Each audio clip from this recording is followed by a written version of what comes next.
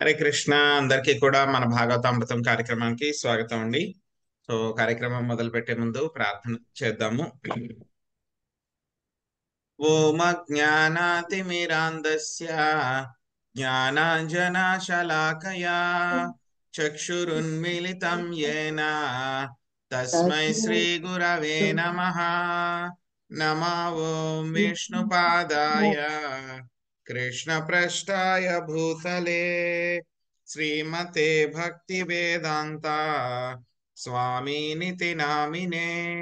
నమస్తే సరస్వతే దేవి గౌరవాణి ప్రచారిణే నిర్విశేష శూన్యవాది పాశ్చాత్య దేశతారిణే. జయ శ్రీ కృష్ణ చైతన్య ప్రభు నిత్యానంద శ్రీ అద్వైత గదాధర శ్రీవాసాది గౌర భక్త వృంద. హరే కృష్ణ కృష్ణ కృష్ణ హరే హరే, హరే రామ రామ రామ హరే హరే.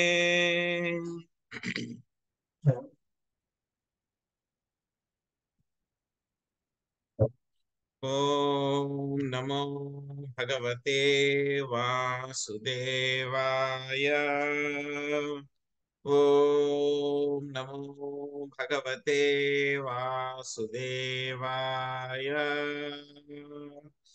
ఓం నమో భగవతే వాసుదేవాయ. నారాయణం నమస్కృత్య నరం చైవ నరోత్తమం దేవీం సరస్వతిం వ్యాసం తతో జయముదీరయే. శృణ్వతాం సకదా కృష్ణ పుణ్యశ్రవణ కీర్తన హృదయంతస్థో హి అభద్రాణి విదునోతి సతాం. నష్టప్రాయేషు అభద్రేషు నిత్యం భాగవత సేవయా భగవతి ఉత్తమ శ్లోకే భక్తిర్భవతి నైష్టకీ. హరే కృష్ణ కృష్ణ కృష్ణ హరే హరే, హరే రామ రామ రామ హరే హరే. హరే కృష్ణ. ఈరోజు మనము శ్రీమద్ భాగవతము తృతీయ స్కందము అధ్యాయం 21 నుండి మనము హరే కృష్ణ ప్రభుజీ దండవత్ ప్రణామం. హరే కృష్ణ మాతాజీ దండవత్ ప్రణామం. 21వ అధ్యాయం నుంచి మనము హరే కృష్ణ ప్రభుజీ 45వ దండవత్ శ్లోకం నుంచి ప్రణామం. నేర్చుకోవడానికి ప్రయత్నిద్దాము. హరే కృష్ణ దండవత్ హరే ప్రణామాలు. కృష్ణ ప్రభుజీ దండ ప్రణామం. హరే కృష్ణ.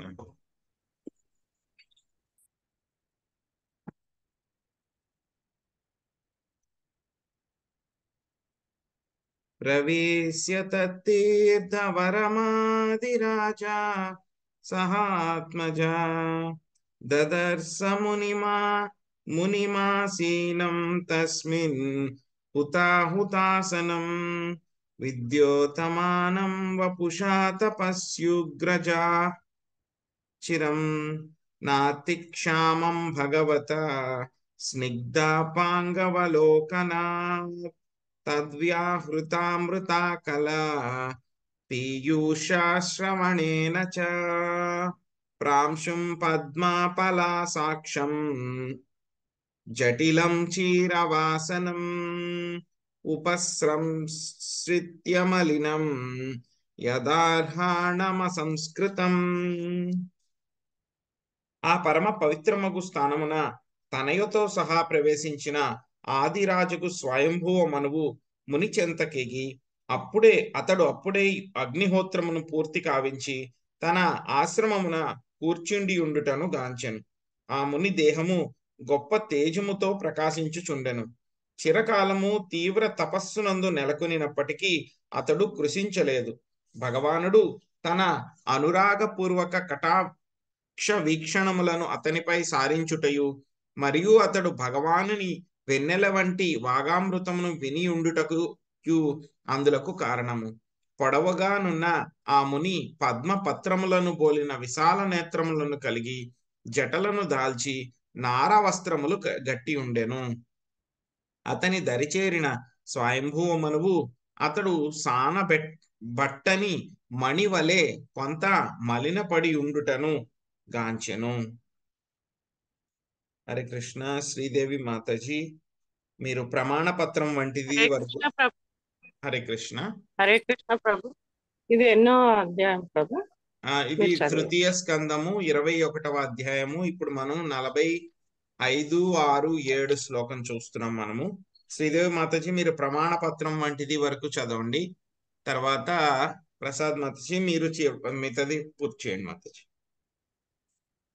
ఓకే ప్రభుజీ. హరే కృష్ణ ప్రభుజీ, దండోత్ ప్రణామాలు. భాష్యము. బ్రహ్మచారి యోగి యొక్క లక్షణములు కొన్ని ఇచ్చట వర్ణింపబడినవి. ఆధ్యాత్మికోన్నతి గోరు బ్రహ్మచారికి ఉదయమున మొదటి కర్తవ్యము హుతాహుతాసనము, దేవదేవునికి అవసులు అర్పించుట. బ్రహ్మచర్యమునందున్న వారు ప్రొద్దున 7 వరకు 9 వరకు నిద్రింపరాదు. సూర్యోదయమునకు కనీసము 1.5 గంట ముందే తెల్లవారుజామున లేచి వారు హవిసులను అర్పించవలెను. ప్రస్తుత కాలమున వారు పవిత్ర కృష్ణనామమును హరే కృష్ణ మహామంత్రమును జపించవలెను. శ్రీ చైతన్య మహాప్రభువు తెలిపినట్లుగా కలో నాస్తైవ నాస్తైవ నాస్తైవ గతిరన్యద. ఈ యుగమునందు పవిత్ర హరినామమును జపించుట కన్నను వేరొక గత్యంతరము లేదు. వేరొక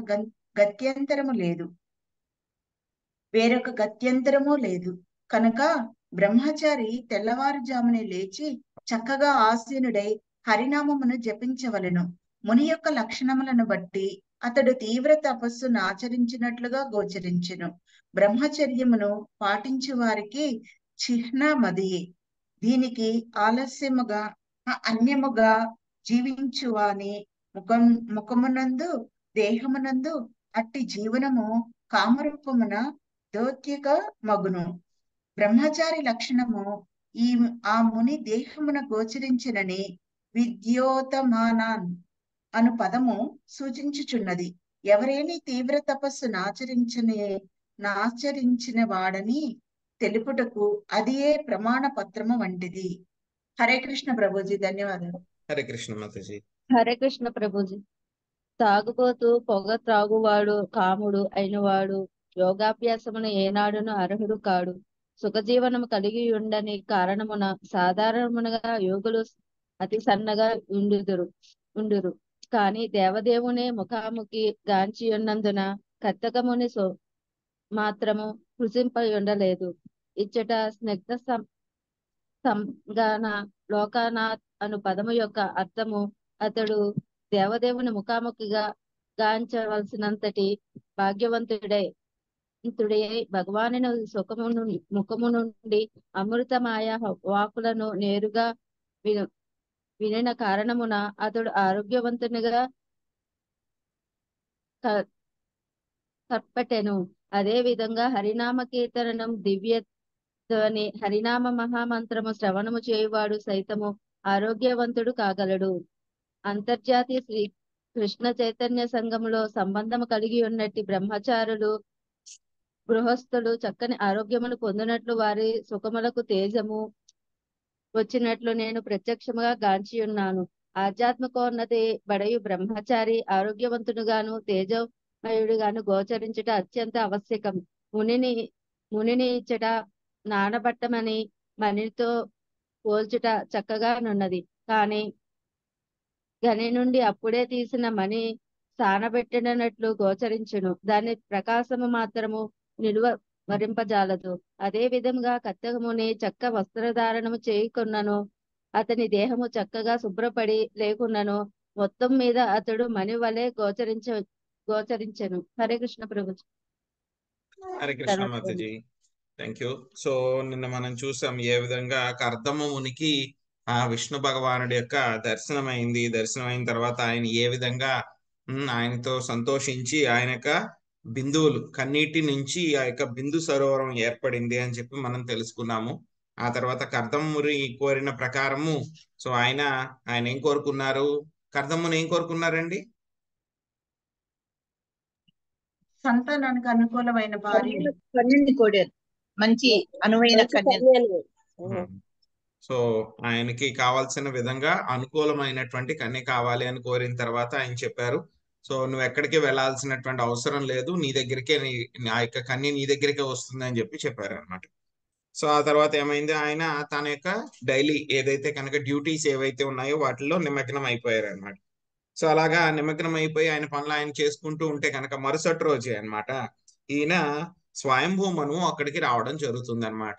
ఎలా వచ్చారు, ఆయన కూతుర్ని కూడా తీసుకుని స్వయంభూ మనువు అక్కడికి వచ్చారు అనమాట. సో వచ్చేసరికి ఏమైంది, ఆయన ఎలా ఉన్నారు, సో అప్పుడే అగ్నిహోత్రం పూర్తి చేసుకుని ఆయన ఆశ్రమంలో అక్కడే కూర్చుని ఉన్నారంట కర్దం ముని. ఆయన యొక్క శరీరం ఎలా ఉందంట, చాలా గొప్ప తేజంతో ప్రకాశిస్తూ ఉందంట. మామూలుగా ఏంటంటే కనుక ఈ యొక్క యోగా తపస్సులు ఇలాంటివి చేసిన వాళ్ళకి ఏమవుతాయంటే వాళ్ళు చాలా క్షీణించిపోతారు అనమాట. సో చాలా సన్నగా అయిపోవడము, ఎందుకంటే వాళ్ళ శరీరానికి ఎక్కువ ప్రాముఖ్యత ఇవ్వరు కాబట్టి సన్నగా అయిపోవడము, వాళ్ళ శరీరం కొంచెం క్షీణించిపోవడము అవన్నీ కూడా జరుగుతాయి అన్నమాట.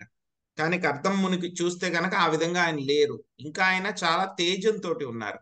సో ఎందుకు అలా ఉన్నారు అంటే కనుక ఆ యొక్క కరుణాపూర్ణమైనటువంటి శ్రీకృష్ణ భగవానుడు విష్ణుమూర్తి యొక్క కటాక్ష వీక్షణాలు ఆయన పైన పడినాయి అన్నమాట.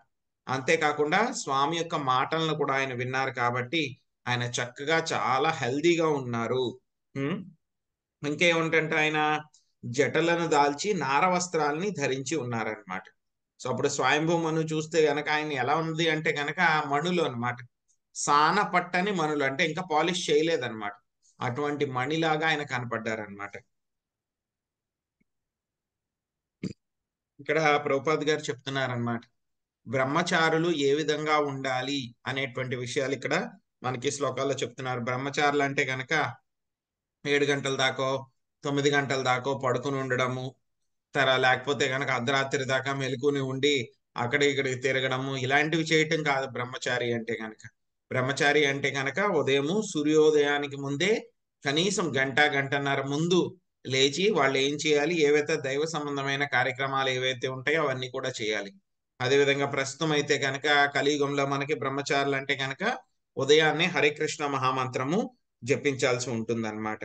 సో యాక్చువల్గా ప్రభుపాదుల వారి యొక్క భాషల్లో చెప్తున్నారనమాట, ఎవరైతే కనుక ఈ యొక్క ఇస్కాన్ లో ఉన్నారో, కృష్ణ చైతన్యంలో ఉన్నారో, వాళ్ళు చక్కగా భక్తి చేస్తూ రోజు కూడా హరే కృష్ణ మహామంత్రాన్ని వింటే కనుక ఆటోమేటిక్ గా వాళ్ళ యొక్క ముఖాల్లో మార్పు వచ్చేస్తుందంట, చాలా గ్లో పెరుగుతుందంట వాళ్ళ యొక్క శరీరాల్లోని, వాళ్ళ యొక్క ముఖాల్లోని. అదంతా కూడా నేను నా శిష్యుల్లో ఆ విధంగా పెరగడం అనేటువంటిది నేను చూశాను అని చెప్పారనమాట. యాక్చువల్గా అమెరికాలో ఉన్నప్పుడు కూడాను శ్రీల ప్రభుపాద వారిని చూసిన తర్వాత కొంతమంది ఈ గ్లోని యోగులు ఎవరైతే ఉంటారో వాళ్ళు అబ్జర్వ్ చేయగలరు అనమాట.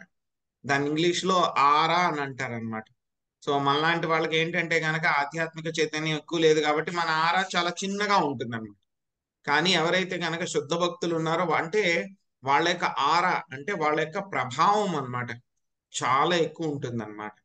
సో ప్రభుపాద్ గారు అదేవిధంగా ప్రభుపాద్ గారికి చాలా ఎక్కువ ఆరా ఉండేది అనమాట. కొంతమంది చెప్పేవాళ్ళు అనమాట, సో ఈయనకి చాలా ఆరా ఉంది, చాలా గ్రేట్ పర్సన్ ఈయన అని చెప్పేవారు.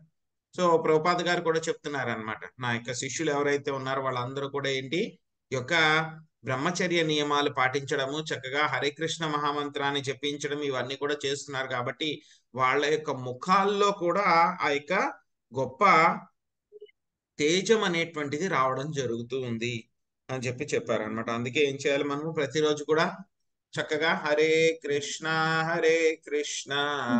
కృష్ణ కృష్ణ హరే హరే, హరే రామ రామ రామ హరే హరే. యాక్చువల్గా ఏమవుతుందంటే కనుక కొన్నాళ్ళకి మనం చాలా శ్రద్ధగా పాటిస్తే మన ముఖంలోనే మార్పు వచ్చేస్తుంది అనమాట. సో అది మనకు తెలీదు, ఎందుకంటే మన ముఖం మనం రోజు చూసుకుంటాం కాబట్టి ఆ మార్పును మనం అబ్జర్వ్ చేయలేము అనమాట. మన ఇంట్లో వాళ్ళు కూడా అబ్జర్వ్ చేయలేరు అది.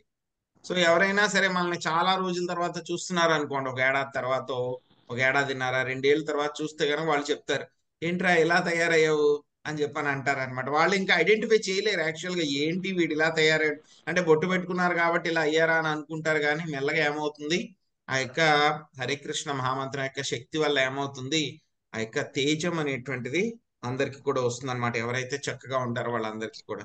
ఇక్కడ కర్దమ ముని చూస్తే కనుక ఆయన ఎలా ఉన్నారు? ఆయన నార బట్టలు ధరించారు ఆయన. సో అదేవిధంగా ఆయన యొక్క తల అంతా కూడా జటలతోటి ఉందన్నమాట ఆయన. సో ఆయన యొక్క శరీరాన్ని పూర్తిగా శుభ్రపరచుకోలేదు. అంటే కనుక శుభ్రపరచుకుంటే అన్క్లీన్ గా ఉన్నారని కాదు. సో ఆ, చాలా సోఫిస్టికేటెడ్ గా, అంటే గంధాలు పూసుకోవడము, సెంటులు వేసుకోవడము, అలాగనమాట. అలంకరణలు, శరీరాన్ని అలంకరణలు ఏమీ చేసుకుని ఉండలేదన్నమాట ఆయన. మళ్ళాగా పౌడర్లు, క్రీములు అవన్నీ కూడా ఏం రాసుకోలేదు ఆయన. సో ఎలా ఉన్నారు? మామూలుగా న్యాచురల్ గా ఉన్నారు ఆయన, హెల్దీగా ఉన్నారు అనమాట, క్లీన్ గా ఉన్నారు. సో ఎలా కనిపించారంట? అంతలాగా గొప్ప గొప్ప ఇవన్నీ క్రీములు, ఆ తర్వాత మేకప్లు ఏమి వేసుకోకపోయినా సరే ఆయన ఎలా ఉన్నారంట? ఒక చాలా తేజస్సు ఉందంట ఆయనలో అన్నమాట. తేజస్సు ఉంది. అదే విధంగా ఆయన ఎలా ఉన్నారని చెప్పి పోలుస్తున్నారు అంటే కనుక ఒక వజ్రాలు అనమాట. గనుల్లోంచి తీస్తే కనుక ఏమవుతుంది? వజ్రాలకి అంత వెలుతురు ఉండదు, కానీ కొంచెం ఉంటుంది వాటికి. దాన్ని బట్టి గుర్తుపడతారు. ఆ తర్వాత ఎప్పుడైతే దాన్ని పాలిష్ చేస్తారో ఏమవుతుంది? ఆ వజ్రానికి పూర్తి షైన్ అనేది వస్తుంది అనమాట. వెలుతురు, ఆ యొక్క షేడ్స్ అవన్నీ కూడా అన్నమాట, లైట్ రిఫ్లెక్ట్ చేయడం అవన్నీ కూడా వస్తాయి అన్నమాట. అలాగే కర్దమ్ముని కూడా ఎలా ఉన్నారు? సాన పట్టని గొప్ప మణిలాగా ఆయన ఉన్నారు. అంటే ఆయన యొక్క తేజస్సు, ఆయన అంతలాగా సరిగ్గా ఆ యొక్క డ్రెస్లు అవన్నీ కూడా వేసుకోకపోయినా సరే ఆయన యొక్క తేజస్సు ఏం చేస్తుంది?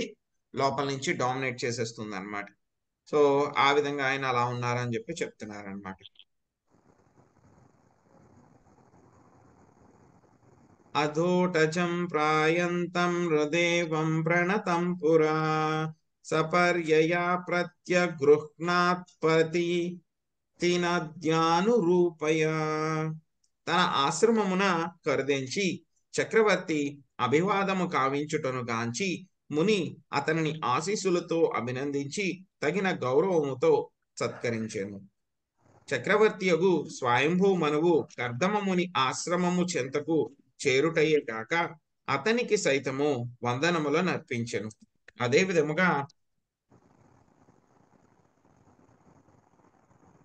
విధముగా అరణ్యమునందు తన ఆశ్రమముల కరుదించు రాజులకు ఆశీస్సుల నసుగుటయు ఆశ్రమవాసుల కర్తవ్యము.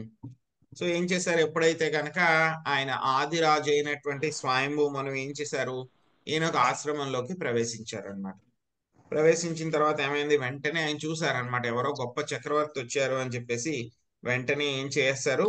ఆయన అభివాదాన్ని కాపించడానికి ఏం చేశారు? తన ఆశీస్సులతో అభినందించి ఆయన్ని గౌరవంతో సత్కరించారనమాట.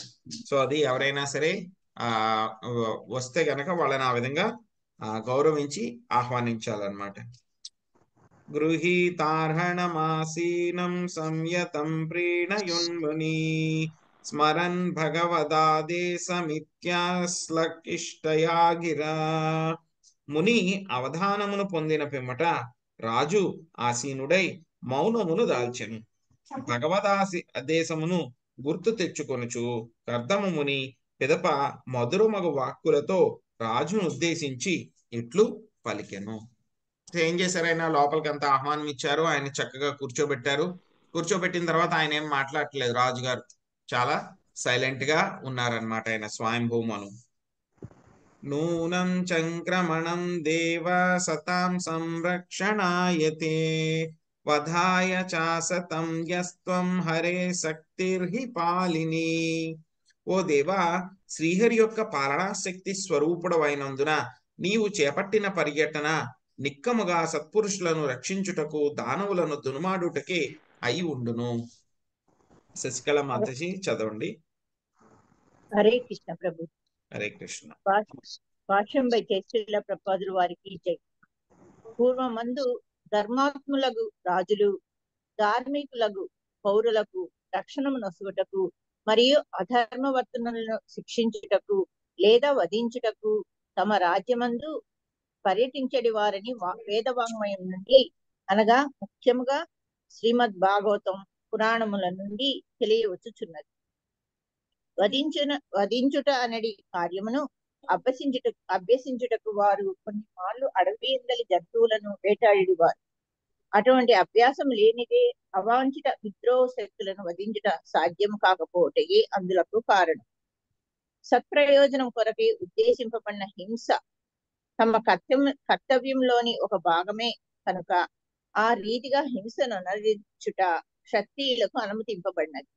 ఇచ్చట వధాయ అనగా వధించు ప్రయోజనార్థం మరియు అసతాం అవాంఛిత విద్రోహ శక్తులు అనే 2 పదములు స్పష్టంగా పేర్కొనబడినవి. రాజు యొక్క రక్షణా శక్తి శ్రీహరి పాలక శక్తి అయి ఉన్నది. భగవద్గీత 4.8 యందు శ్రీకృష్ణ భగవానుడు పరిత్రాణాయ సాధూనా వినాశాయ చతుష్కృతం అని పలికినాడు.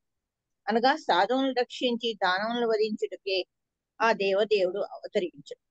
కనుకనే సాధువులను రక్షించి దానవులను అనగా అవాంఛిత శక్తులను దూనమాడుటకు గల శక్తి నేరుగా దేవదేవుని నుండి వచ్చేటి శక్తియే అయి ఉన్నది.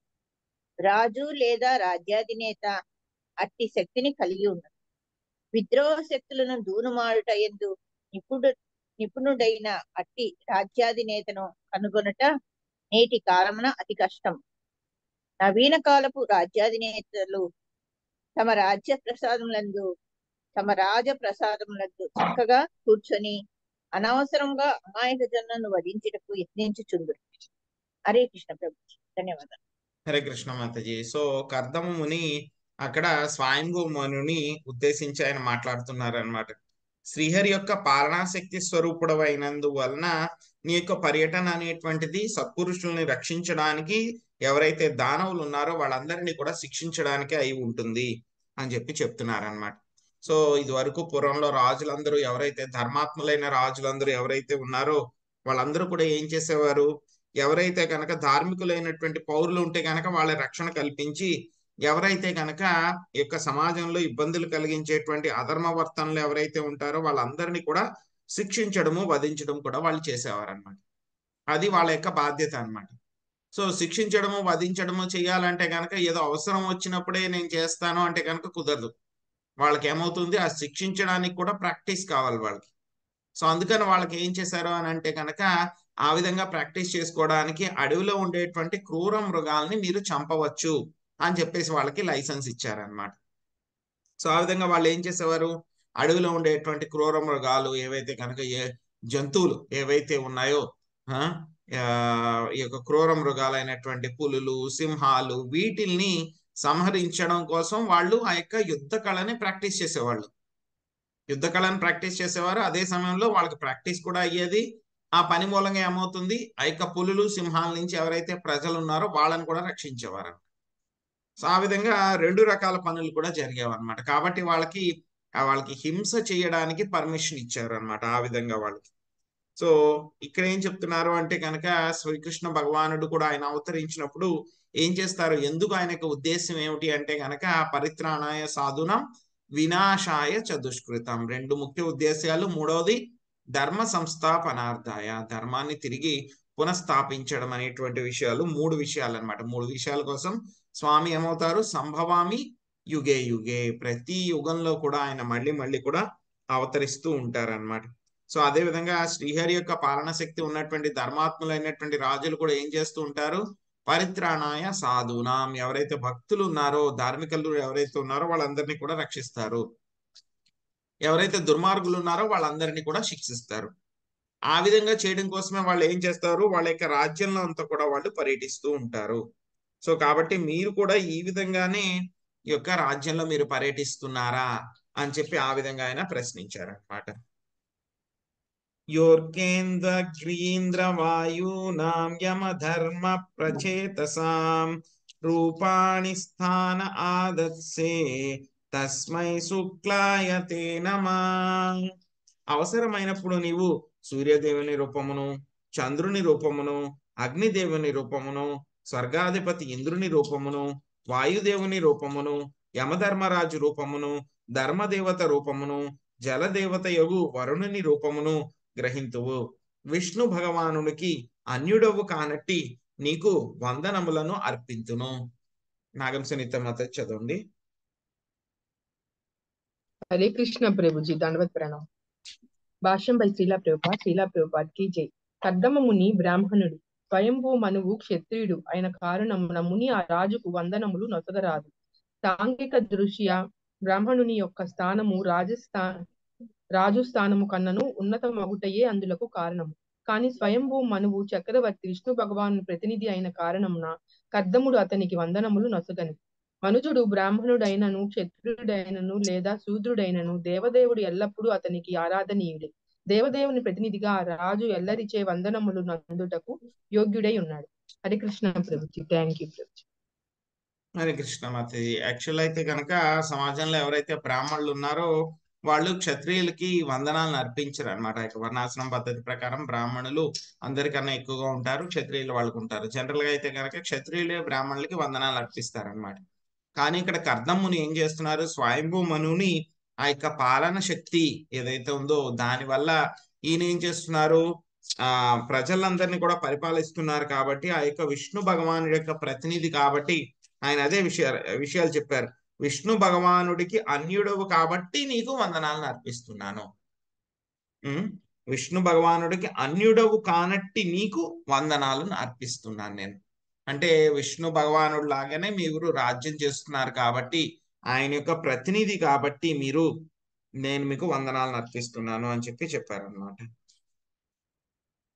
నయదారదమాస్తాయ చైత్రం మణిగణార్పితం విస్ఫూర్జ చండకోదండో రథేన త్రాసయన్నఘాన్ స్వసైన్య చరణక్షుణ్ణం వేపయన్మండలం భువా వికర్షణ్ బృహితాం సేనాం పర్యటస్యాం సుమానివా తదైవ సేవతా సర్వే వర్ణాశ్రమాని బద్ధనాన్ భగవద్రచితా రాజన్ విద్యేరన్భతదస్యుభి. దేని సన్నిధి మాత్రము చేత అపరాధులు భీతి నొందుదురో అట్టి రత్నభూషితమగు జైత్ర రథమును అధిరోహించి నీవు ప్రచండమగు ధనుష్టంకారము చేయనిచే తమ పాద తాడనచే భూమిని కంపింపచేయు అపార సైన్యమును కూడి నీవు సూర్యుని వలె ప్రపంచమంతయు పర్యటించనిచో సాక్షాత్ భగవద్ రచితమగు వర్ణాశ్రమ ధర్మముల నిబంధనలు దుష్టులచే చిన్నాభిన్నములు కాగలవు. మొదటి పారాగ్రాఫ్ శాంతి మాతాజీ మీరు చదవండి. రెండవ పారాగ్రాఫ్ విజయలక్ష్మి మాతాజీ మీరు చదవండి. హరే కృష్ణ. కృష్ణ కృపామూర్తి శ్రీల ప్రభుపాద వార్తాజం ప్రభుపాదికి జై. సంగమునందలి వర్ణాశ్రమములను రక్షించుట బాధ్యతాయుతుడగు రాజు యొక్క కర్తవ్యము. బ్రహ్మచర్యము, గార్హస్థ్యము, వానప్రస్థము, సన్యాసము అనేది 4 ఆశ్రమములుగా ఆధ్యాత్మిక వ్యవస్థ విభజింపబడగా గుణకర్మలను అనుసరించి బ్రాహ్మణులు, క్షత్రియులు, వైశ్యులు, శూద్రులు అనేది 4 వర్ణములు ఏర్పడినవి. గుణకర్మల యొక్క వివిధ శ్రేణులను అనుసరించి ఉండేది ఆ వర్ణములు భగవద్గీత యందు వర్ణింపబడినవి. కాని బాధ్యతాయుతుడగు రాజు యొక్క తగిన లక్షణము లేని కారణమున దురదృష్టవశాత్తు వర్ణాశ్రమ విధానము ఇప్పుడు కుల వ్యవస్థగా మారినది. కానీ అది నిజమైన పద్ధతి కాదు. మానవ సంఘం అనగా ఆధ్యాత్మిక అనుభూతి వైపునకు పురోగమించు సంఘమని భావము. ఆ రీతిని అత్యంత ప్రగతిశీలమైన మానవ సంఘము ఆర్యులు అని తెలియబడుతురు. ఆర్యులు అనే పదము ప్రగతిశీలురైన వారికి సంబంధించినది. ఏ సంఘము ప్రగతిశీలమైనదనడి ప్రశ్న ఇచ్చట ఉదయించవచ్చును. ప్రగతి అనగా భౌతిక అవసరములను అనవసరముగా తయారు చేసుకొనుచు ఆ నామమాత్రపు భౌతిక సౌఖ్యములను కూడబెట్టుకొనుటలో మానవ శక్తిని వృధా చేయుట కానే కాదు. ఆధ్యాత్మిక అనుభూతి వైపునకు చేసడి ప్రగతియే నిజమగు ప్రగతి. ఆ ప్రయోజనము కొరకు వర్తించిన మానవ సంఘమే ఆర్యులు అని పిలువబడది.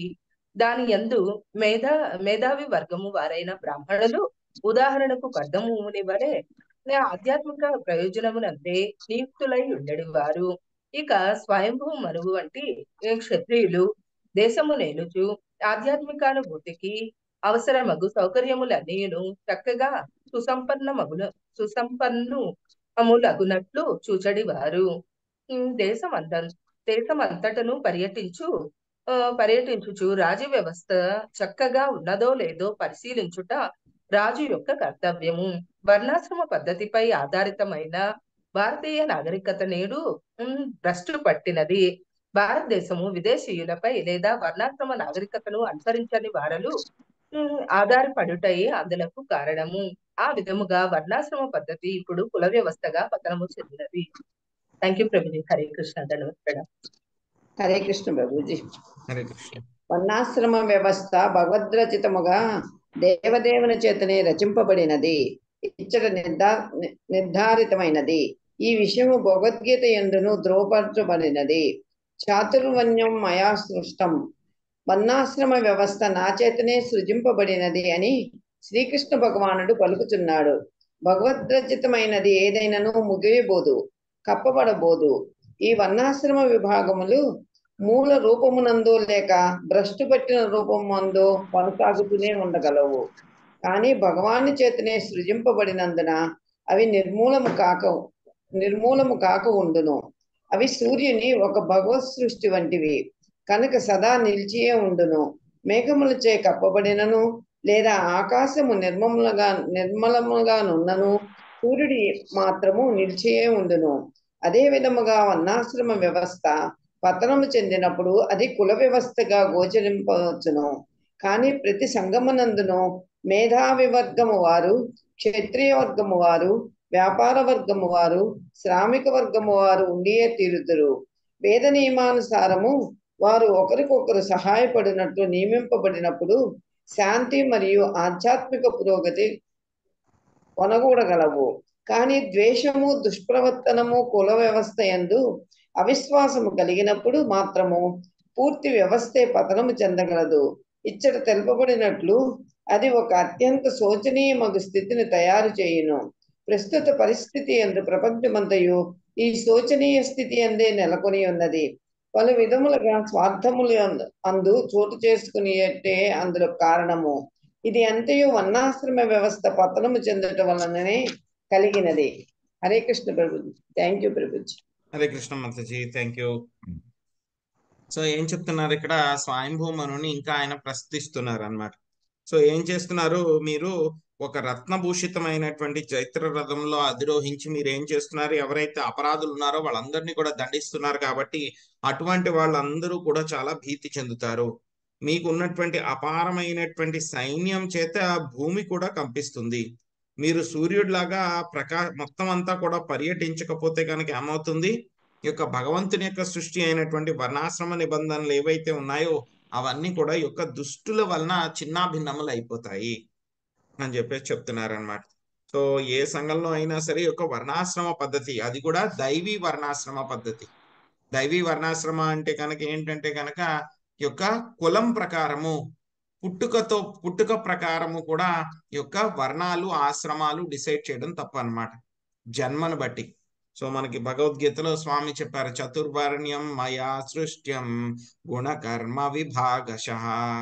యొక్క 4 వర్ణాలు ఆశ్రమాలు కూడా ఎలాగా డివైడ్ చేశారంట స్వామి, గుణ కర్మ విభాగశః. వాళ్ళకు ఉండేటువంటి లక్షణాలు, అదేవిధంగా వాళ్ళ యొక్క కర్మలు ఏ విధంగా వాళ్ళు చేస్తారనేటువంటి దాన్ని బట్టి యొక్క 4 వర్ణాలు ఆశ్రమాలని కూడా డివైడ్ చేశారనమాట. అసలు ఆర్యులు అంటే కనుక ఏమిటి అని అంటే కనుక ఆధ్యాత్మిక అనుభూతి కోసం ఎవరైతే కనుక ముందుకు పురోగమిస్తూ ఉంటారో అటువంటి వాళ్ళని ఆర్యులు అంటారనమాట. సో అనార్య దుష్టం అని అంటారు భగవద్గీతలో, ఎవరిని, అర్జునుడిని అంటారనమాట. సో ఈ యొక్క అనార్యులకు ఉన్నటువంటి లక్షణాలు ఏంటి, అర్జున ఈ కల్మషాలు నీకు ఎక్కడి నుంచి వచ్చినాయి అని అడుగుతారు అనమాట. సో కాబట్టి ఆర్యులు అంటే కనుక చాలా ఉన్నతమైనటువంటి సంస్కృతి కలిగినటువంటి వాళ్ళు, ఆధ్యాత్మికమైనటువంటి అభివృద్ధి కోసం ముందుకు వెళ్ళడానికి ఏదైతే కనుక సంస్కృతి ఉందో వాళ్ళని ఏమంటారు, ఆర్యులు అంటారు అనమాట. సో కాబట్టి ఏమైంది, ఇప్పుడు ఏమైంది, ఆ యొక్క సరిగ్గా చూసుకోవాల్సినటువంటి రాజు లేకపోవడం మూలం కింద ఏమైపోయింది, ఈ యొక్క వర్ణాశ్రమ పద్ధతి చాలా డిగ్రేడ్ అయిపోయి భ్రష్టు పట్టి ఏం జరిగింది అని అంటే కనుక కేవలం కుల వ్యవస్థ కింద తయారైపోయింది. స్వామి ఎలా చెప్పారు, వర్ణాశ్రమ పద్ధతి అంటే కనుక గుణాలు కర్మలను బట్టి వాళ్ళని డివైడ్ చేయాలి అని చెప్పారు. కానీ మెల్లమెల్లగా కొంతమంది స్వార్థపరులు వాళ్ళందరూ కూడా ఏం చేశారు, జన్మ ప్రకారమే వాళ్ళకి ఈ యొక్క బ్రాహ్మణ, క్షత్రియ, వైశ్య అవుతారని చెప్పి డిసైడ్ చేస్తారు. సో ఏమవుతుంది, కొంతమంది వాళ్ళ పుట్టుక ప్రకారం కూడా బ్రాహ్మణుల కింద పుట్టి ఉండొచ్చు, కానీ వాళ్ళకి ఏంటంటే కనుక వేరే రకమైనటువంటి కర్మ, వేరే రకమైనటువంటి స్వభావం ఉండొచ్చు వాళ్ళకి. ఏదో అందరినీ కూడా నియంత్రించాలనో, లేకపోతే ఒకళ్ళకి సేవ చేయాలనో, లేకపోతే కనుక ధనం సంపాదించాలనో, బిజినెస్ చేయాలనో వాళ్ళ కోరికలు ఉండొచ్చు. అటువంటి వాళ్ళకి ఈ యొక్క బ్రాహ్మణత్వం తీసుకుని వెళ్తే కనుక వాళ్ళు ఎంతవరకు కరెక్ట్ గా చేయగలరు? అది చేస్తారు, కానీ వాళ్ళు పెర్ఫెక్ట్ గా చేయలేరు అన్నమాట.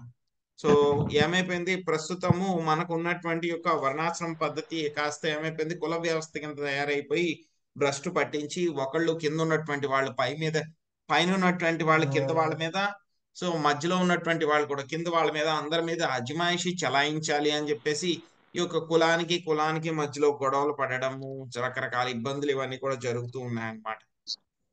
సో ఈ యొక్క వర్ణాశ్రమ పద్ధతి అంతా కూడా పాడైపోయింది. సరైనటువంటి రాజులు ఉంటే కనుక ఆ వర్ణాశ్రమ పద్ధతి రక్షించబడుతుంది అని చెప్పి చెప్తున్నారనమాట.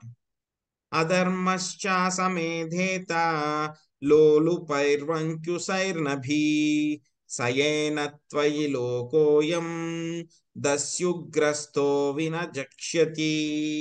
ప్రపంచ పరిస్థితిని గూర్చి ఆలోచించుటను నీవు వదిలివేసి యున్నచో ధన కాములైన వారు ఆటంకరహితులైన అధర్మము వృద్ధిల్లి ఉండేది. అట్టి దుష్కృతులు దాడి చేయగా ప్రపంచము నశించి ఉండేది. చందన మాతాజీ చదవండి. హరే కృష్ణ ప్రభుజీ, దండవత్ ప్రణామాలు. శ్రీల ప్రభుపాదుల వారికి జై. వర్ణాశ్రమం శాస్త్రీయ విభజన ఇప్పుడు అంతరించుచున్న కారణమున ధర్మము యందు, రాజనీతి యందు లేదా సాంఘిక వ్యవస్థ యందు శిక్షణ లేనటి అవాంఛిత జనులతోనే ప్రపంచం అంతయు పాలించబడుచున్నది. ప్రస్తుతం ఇది అతిశోచనీయ స్థితి ఎందున్నది. వర్ణాశ్రమ వ్యవస్థ యందు వివిధ తరగతుల జనుల కొరకు క్రమగతమగు శిక్షణ నియమములు ఉన్నవి. నవీన కాలంలో ఇంజనీర్లు, డాక్టర్లు, ఎలక్ట్రీషియన్లు అనువారుల అవసరం ఉన్నందున వారికి వివిధ శాస్త్రీయ సంస్థలలో చక్కగా శిక్షణ గూర్చిబడినట్లు పూర్వకాలం యందు మేధా వివర్గము బ్రాహ్మణులు, పాలక వర్గము క్షత్రియులు, వ్యాపార వర్గము వైశ్యులు అనేది ఉన్నత వర్గములు వారు తగినట్లుగా శిక్షణ నొసగబడిన వారు. అయితే బ్రాహ్మణులు, క్షత్రియులు, వైశ్యులు, శూద్రుల ధర్మములను భగవద్గీత వివరించినది. అటువంటి శిక్షణ లేనప్పుడు మనుషుడు తామ బ్రాహ్మణులని ఇంట లేదా క్షత్రువుని ఇంట జన్మించినందున బ్రాహ్మణుడని లేదా క్షత్రుడని పలుకుచుండును. తాను శూద్రకర్మలచే వనరించి చిన్నప్పటికీ ఉన్నతి వర్ణమునకు చెందిన వాడవని చేసడి అట్టి పలుకులే శాస్త్రీయమగు వర్ణ విధానము కుల వ్యవస్థగా అది ఎంతని పద్ధతిని పూర్తిగా భ్రష్టు పట్టించను, మార్చివేసినది. ఆ విధంగా సంఘం ఇప్పుడు అధ్వానంగా తయారైనది. శాంతి గాని అభివృద్ధి గాని లేనే లేవు. బలవంతుడైన రాజు యొక్క నిఘా లేనిచో అయోగ్యుల జనులను సంఘమున కొంత స్థానమును పొందుదరనియు అది సంఘ వ్యవస్థను పరిచినదేను ఇచ్చట స్పష్టంగా తెలుపబడినది. హరే కృష్ణ. హరే కృష్ణ మాతాజీ. సో మీరు కనుక ఇక ప్రపంచం యొక్క పరిస్థితిని గురించి ఆలోచించకపోతే కనుక, మీరు వదిలేస్తే కనుక ఏమవుతుంది, ఈ యొక్క ధనకాములు ఎవరైతే ఉన్నారో వాళ్ళందరి వలన ఏమవుతుంది, యొక్క అధర్మం అనేటువంటిది వర్ధిల్లుతూ ఉండేది. సో మెల్లగా యొక్క దుష్కృతులు ఎవరైతే ఉన్నారో, చెడ్డ పనులు చేసేటువంటి వాళ్ళు ఎవరైతే ఉన్నారో వాళ్ళందరూ దాడి చేయడం మూలంగా యొక్క ప్రపంచం అంతా కూడా నాశనం అయిపోతుంది అని చెప్పేసి చెప్తున్నారు అనమాట. సో పూర్వకాలంలో ఇప్పుడైతే కనుక ఇంజనీర్లకి, డాక్టర్కి ఎలాగైతే కనుక ట్రైనింగ్ ఇచ్చేవారో అదే విధంగా పిల్లలందరినీ కూడా బ్రహ్మచారిగా ఉన్నప్పుడు గురువు గారి ఆశ్రమానికి పంపించేసేవారు అన్నమాట. సో గురువు గారు ఏం చేసేవారు, మెల్లగా వీళ్ళందరినీ కూడా స్టడీ చేసేవారు అనమాట. స్టడీ చేసి వాళ్ళు ఏమి వీడు ఎవరికి పుట్టారు, రాజుకు పుట్టాడా, వీళ్ళకి పుట్టారా, వాళ్ళకి పుట్టారా అని చూసేవాళ్ళు కాదు, వాళ్ళ యొక్క లక్షణాలు ఏమిటి అని చెప్పి చూసేవారు అనమాట. సో కొంతమంది పిల్లలు ఏం చేసేవారు, చక్కగా శాస్త్రాలు నేర్చుకోవడము, చదువుకోవడము, సో భగవంతుడి యొక్క ఆరాధన చేయడము, వీటి పట్ల కొంతమంది ఆసక్తి చూపించేవారు అనమాట. సో కొంతమంది ఏం చేసేవారు, మిగతా వాళ్ళ యొక్క స్టూడెంట్స్ ఎవరైతే ఉన్నారో వాళ్ళందరినీ కూడా కంట్రోల్ చేయడము, సో పెద్దగా ఎవరైనా ఉన్నా సరే గొడవ పెడుతుంటే కనుక వాళ్ళని శిక్షించడం మెల్లగా. సో ఇటువంటి పనులన్నీ కూడా కొంతమంది చేసేవాళ్ళని. సో కొంతమంది ఏం చేసేవాళ్ళు, సో అలాగే ఇంకా వైశూల్యక లక్షణాలు కనబరిచే వాళ్ళు, కొంతమంది ఏంటంటే కనుక సేవా లక్షణాలను కనబరిచేవారు అనమాట. సో దీన్ని బట్టి గురుగారు డిసైడ్ చేసేవారు అనమాట, ఒరే నువ్వు బ్రాహ్మణుడు అవడానికి నీకు క్వాలిఫికేషన్ ఉంది, రేపటి నుంచి ఆ బ్రాహ్మణ సెక్షన్లోకి వెళ్ళికూర్చో. సో ఎవరైతే కనుక క్షత్రియ లక్షణాలు ఎవరైతే ఉన్నారో, నువ్వు పలానా చోటకు వెళ్ళికూర్చో, రోజు అక్కడ నేర్చుకో, నీకేం నేర్పిస్తాను అక్కడ, యుద్ధ విద్యలు ఏవైతే కనుక రాజకీయాలు ఏవైతే ఉన్నాయో అవన్నీ కూడా నీకు నేర్పిస్తాను. సో అదేవిధంగా వైశూల్యక లక్షణాలు బిజినెస్ ఇవన్నీ కూడా ఎవరైతే కనుక చూపిస్తూ ఉన్నారో వాళ్ళకి కూడా ట్రైనింగ్ సపరేట్గా ఉండేది. సో అర్థశాస్త్రాన్ని నేర్పించేవారు వాళ్ళకి. సో ధనాన్ని ఎలా సంపాదించాలి, ఎలా సీక్రెట్గా ఉంచుకోవాలి, సో ఎలాగ దానం చేయాలి, ఎప్పుడు ఎవరికి దానం చేయాలి, గృహస్థిక బాధ్యత ఏమిటి, మిగతా వర్ణాల వాడిని ఏ విధంగా పోషించాలి, ఎందుకంటే గృహస్థులకే ఆ విధమైనటువంటి బాధ్యత ఉంది, మిగతా వర్ణాల వాళ్ళందరినీ కూడా పోషించేటువంటి బాధ్యత ఉంది అన్నమాట. సో కాబట్టి ఇవన్నీ చేయడానికి కూడా వాళ్ళకి ట్రైనింగ్ వాళ్ళకి ఇచ్చేవారు అనమాట. ఇంకా శూద్రులకి లక్షణాలను కనపరిచే వాళ్ళకి ఏంటంటే కనుక వాళ్ళకి సేవ ఎలా చేయాలి, చక్కగా సేవ చేస్తూ ఉంటే కనుక మనకి సేవ చేస్తూ కూడా నువ్వు భగవంతుడైనటువంటి విష్ణువు ఏ విధంగా పొందవచ్చు అనేటువంటి ట్రైనింగ్ వాళ్ళకి ఇచ్చేవారు అనమాట. సో ఈ విధంగా ఇది వరకు చాలా సైంటిఫిక్ గా చేసేవారు అనమాట. కానీ ఇప్పుడు ఏమైపోయింది, అలాంటిది ఏమీ లేదు. ఎవరు ఇష్టం వచ్చిన దాని ప్రకారం వాళ్ళు ఇష్టం వచ్చినట్లు నడుచుకుంటూ ఏది సరిగ్గా నేర్చుకోకుండా ఈ యొక్క మొత్తం కుల వ్యవస్థ కింద తయారు చేస్తారు అనమాట, ఇక వర్ణాశ్రమ పద్ధతిని అంతా కూడా. సో కాబట్టి ఈ యొక్క వర్ణాశ్రమ పద్ధతి అంతా కూడా చక్కగా నడవాలి అంటే కనుక ఏంటి, ఒక బలవంతుడైనటువంటి రాజు యొక్క నియంత్రణలో అందరూ ఉండాలి. సో అప్పుడే అందరూ కూడా ఏమవుతుంది, ఆ యొక్క సంఘ వ్యవస్థని చక్కగా వాళ్ళు నిలబెట్టుకుంటారనమాట. అతాపి పృచ్ఛే త్వాం వీర యదర్థం త్వమిహాగత తద్వయం నిర్వలీకేన ప్రతిపద్యామహే హృదా. ఓ వీరుడు వగు రాజా, అయినను ఏ ప్రయోజనార్థమై నీ విచ్చుటకు వచ్చితివో నేను తెలిసి కొనగోరుదును. అది ఏదైనాను సరియే, ఆ దానిని నేను నిస్సంకోచముగా నెరవేర్తును. పద్మిని మాతాజీ చదవండి. హరే కృష్ణ ప్రభుజీ. చదవండి. భాష్యముపై శ్రీలు ప్రభుపాదికి జై. ఎవరేని ఒక అతిథి మిత్రుని గృహమునకు వెళ్ళినాడన్నచో ఏదో ఒక ప్రత్యేక ప్రయోజనం అవగతం చేసుకోవలను.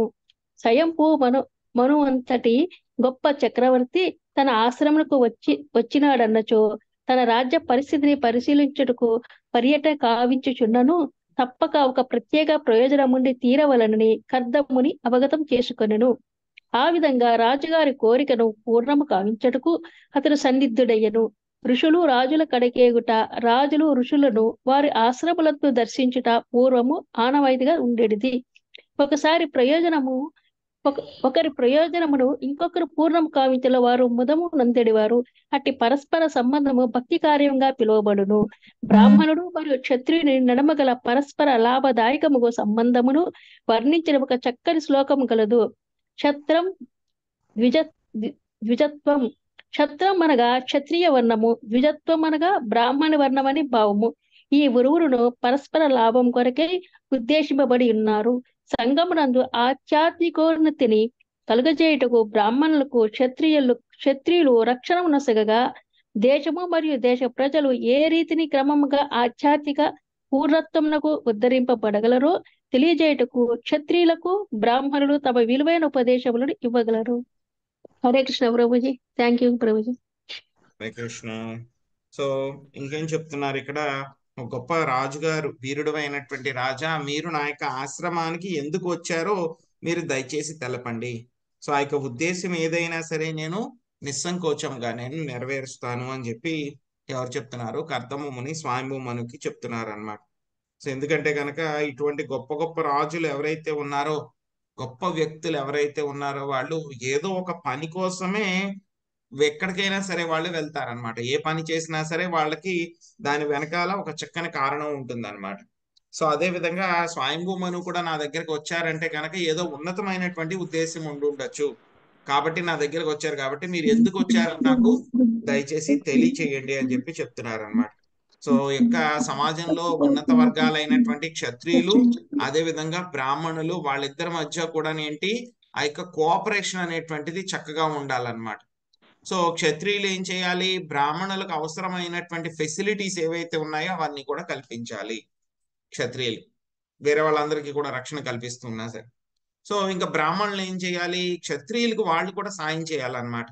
ఏ విధంగా ప్రజలందరినీ కూడా చక్కగా పరిపాలించాలి, ధర్మబద్ధంగా ఏ విధంగా పరిపాలించాలి, అదే విధంగా ప్రజలందరినీ కూడా ఏ విధంగా చక్కగా భగవత్ సేవలో నియుక్తం చేయాలనేటువంటి విషయాలన్నీ కూడా బ్రాహ్మణులు క్షత్రియులకు గైడెన్స్ ఇవ్వాలి.